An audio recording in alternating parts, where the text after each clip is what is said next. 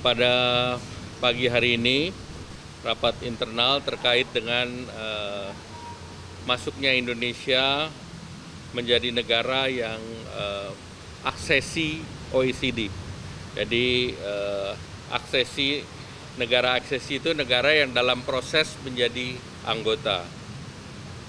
Nah, Indonesia sejak 2007 itu menjadi mitra OECD bersama Brasil, India, Cina, dan Afrika Selatan.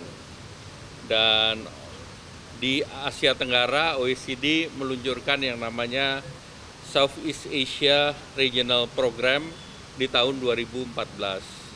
Jadi kemarin tadi saya laporkan Bapak Presiden pertemuan di Perancis 2 minggu yang lalu di Paris, itu dalam rangka 10 tahun Southeast Asia Regional Program yang dipimpin oleh Perdana Menteri Kishida, itu sekaligus Perdana Menteri Kishida atau Jepang menjadi memegang keketuaan OECD. Nah, dalam pertemuan Ministerial Council Meeting tersebut, Indonesia bersama Argentina diterima permohonannya. Argentina sampai dengan rapat kemarin itu berproses selama 5 tahun. Sedangkan Indonesia mulai dari surat yang dikirim OECD itu berproses selama 7 bulan. Nah, sekarang negara-negara yang sama statusnya seperti Indonesia adalah Argentina, Brasil, Bulgaria, Kroasia, Peru, dan Rumania. Mereka sudah berproses rata-rata lebih dari 2 tahun, bahkan Brasil sudah mendekati 5 tahun. Nah, Indonesia baru masuk dalam pendaftaran tersebut. Nah, praktek-praktek yang dilakukan itu beberapa negara yang sudah menjadi anggota dalam aksesi itu. Costa Rica butuh waktu 6 tahun, Kolombia 7 tahun, Chile 3 tahun. Jadi kita harus belajar dari Chile bagaimana mereka bisa menjadi anggota dalam waktu yang lebih cepat. Nah, sesudah aksesi ini, proses berikutnya adalah Indonesia mengeluarkan yang namanya memorandum. Jadi memorandum itu akan terdiri dari dokumen yang mencakup seluruh steering committee yang ada di OECD. Itu ada 26, itu mulai dari keuangan, ekonomi, anti korupsi, persaingan sehat, sampai dengan yang detail consumer policy, digital economy, teknologi policy, steel committee, kemudian termasuk shipbuilding. Nah, untuk itu tadi arahan Pak Presiden kita akan membentuk PMO di bawah kantor Kemenko, di mana itu akan mencakup seluruh kementerian, dan itu untuk mengawal proses transformasi menuju negara yang menjadi bagian dari OECD. Dan Sekretaris Jenderal Korman akan segera ke Indonesia tanggal akhir bulan ini, dan tentunya akan mengadakan pertemuan dengan Bapak Presiden, dan Sekretaris Korman direncanakan datang 28 sampai dengan 29. Nah, selanjutnya saya laporkan terkait dengan Indo-Pacific Economic Framework yang terdiri dari 4 pilar. Nah, Indonesia sudah menyelesaikan pilar 2, supply chain, dan tadi Bapak Presiden sudah memberi arahan bahwa ratifikasi terhadap supply chain segera dilakukan melalui Perpres.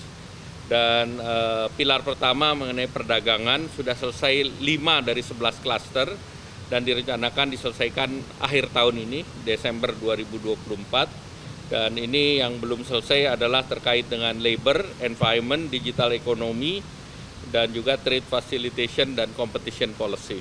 Itu yang belum selesai seluruh negara, bukan hanya Indonesia. Kemudian pilar yang akan segera selesai tanggal 6 Juni nanti, akan ada penandatanganan pilar 3 mengenai clean economy. Ini clean economy legal review selesai dan akan ditandatangan tanggal 6 Juni. Kemudian pilar 4 mengenai fair economy juga akan ditandatangani tanggal 6. Dan oleh karena itu nanti berikutnya kita akan mempersiapkan critical mineral dialogue, kemudian cooperative work program, dan clean economy investor forum. Nah, di dalam clean economic forum tersebut Indonesia mengajukan beberapa proyek, 17 proyek yang sudah dianggap dokumentasinya selesai. seperti geothermal, kemudian green refinery, kemudian sorghum to biofuel, blue ammonia, dan sebagainya. Kemudian tadi juga kami laporkan kepada Bapak Presiden terkait dengan semikonduktor, dan semikonduktor ini penting karena dalam OECD salah satunya juga akan mengirim fact-finding mission mengenai ekosistem semikonduktor di Indonesia di pertengahan tahun ini. Nah, semikonduktor itu menjadi bagian yang strategis selain critical mineral. Jadi di dunia sekarang dua hal yang sedang mengalami pembahasan kuat, yaitu critical mineral. Critical mineral itu Indonesia sudah lebih dulu dengan undang-undang mineral batu bara di 2009 dan sudah direvisi. Sedangkan Amerika baru melalui Inflation Reduction Act dan Eropa dengan Critical Mineral Act yang di tahun lalu. Sehingga ini menjadi tren pembahasan terutama untuk logam strategis yang akan menjadi bahan baku untuk EV, kemudian untuk otomotif, untuk industri pertahanan dan industri luar angkasa. Nah, semikonduktor itu mengikuti dari industri digital. Dan semikonduktor itu Indonesia harus membangun kembali ekosistem karena yang utama daripada industri semikonduktor adalah chip design. Chip design itu adalah membutuhkan ahli di bidang microelektronik. Oleh karena itu tadi arahan Bapak Presiden juga LPDP untuk didorong untuk memberikan beasiswa, melakukan training for the trainer, dan saya laporkan dalam pertemuan dengan Menteri di Jerman, kita mempersiapkan SDM Indonesia untuk dikerjasamakan dengan Jerman sehingga bisa ikut dalam sekolah chip akademi yang ada di mereka, kemudian juga bisa magang di perusahaan-perusahaan semikonduktor yang sedang mereka buat. Jadi investasi Jerman sendiri untuk semikonduktor ke depan ini 13 miliar US dollar. Jadi kita sebetulnya bersaing dengan negara-negara tersebut untuk melakukan investasi di Indonesia. Mungkin itu saja. Terima kasih.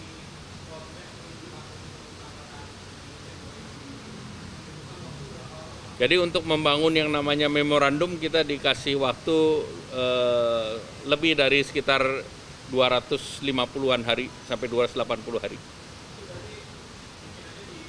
Dari sekarang sampai nanti. Ya tentu dampak ekonomi itu dari segi pertama dari investasi, kemudian dari best practice secara global. Kemudian dipercayanya Indonesia masuk dalam ekosistem semikonduktor. Nah, itu salah satu yang kita lihat prospek investasi ke depan.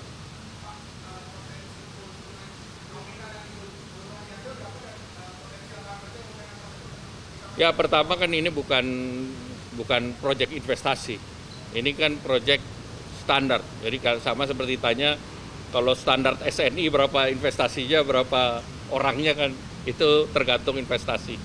Jadi ini adalah best practice untuk reform. Nah, kalau semua best practice reform disebutnya like-minded country, negara yang mempunyai kesamaan kebijakan. Kalau negara punya kesamaan kebijakan, maka yang akan masuk adalah sovereign wealth fund.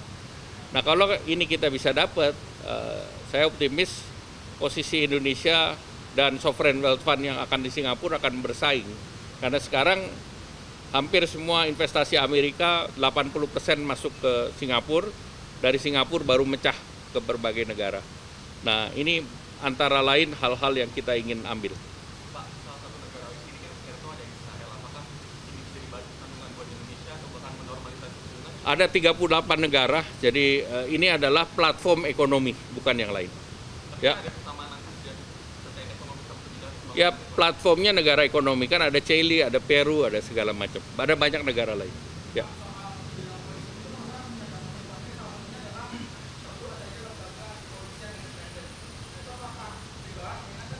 Itu mitranya di sini namanya KPK. Jadi itu sudah masuk dalam pembahasan karena KPK juga menjadi bagian dari FATF, Financial Action Task Force. Ya, oke. Terima kasih. waktu 3-4 tahun.